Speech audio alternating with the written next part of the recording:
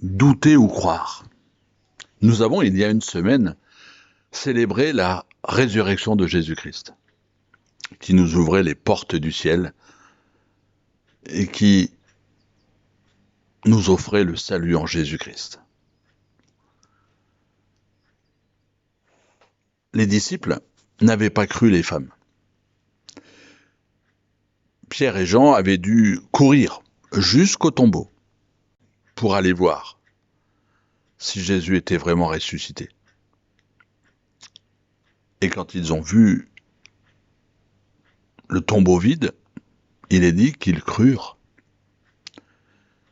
Le soir même, Jésus est apparu au milieu d'eux. Un disciple n'était pas là. Nous le connaissons, c'est Thomas. Quand les disciples lui ont dit qu'ils avaient vu le Christ ressuscité, il n'a pas cru. Il leur dit, si je ne vois pas dans ses mains la marque des clous, si je ne mets pas mon doigt dans la marque des clous, et si je ne mets pas ma main dans son côté, je ne croirai point.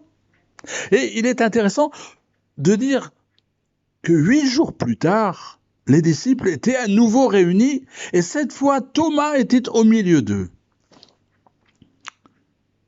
Et là, l'incroyable se fait à nouveau. Jésus est venu les voir alors qu'ils étaient confinés, les portes fermées.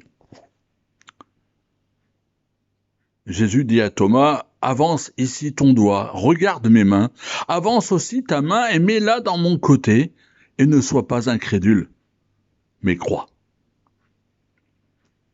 La réponse de Thomas, mon Seigneur et mon Dieu.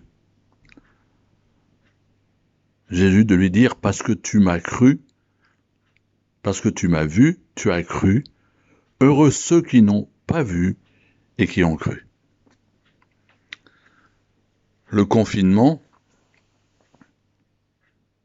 le virus, la mort, toutes ces choses peuvent nous faire douter. Toutes ces choses mettent à mal notre confiance.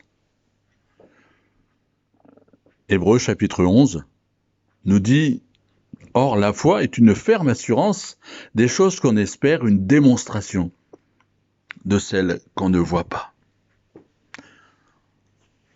Mes amis, la foi, elle voit l'invisible. La foi croit l'incroyable. La foi fait sans l'indispensable. La foi porte l'intolérable. La foi reçoit l'impossible. Est-ce que notre foi est déstabilisée? Si c'est le cas, regarde à Jésus. Viens à Christ. Il est celui qui nous répond et nous pouvons croire sans voir.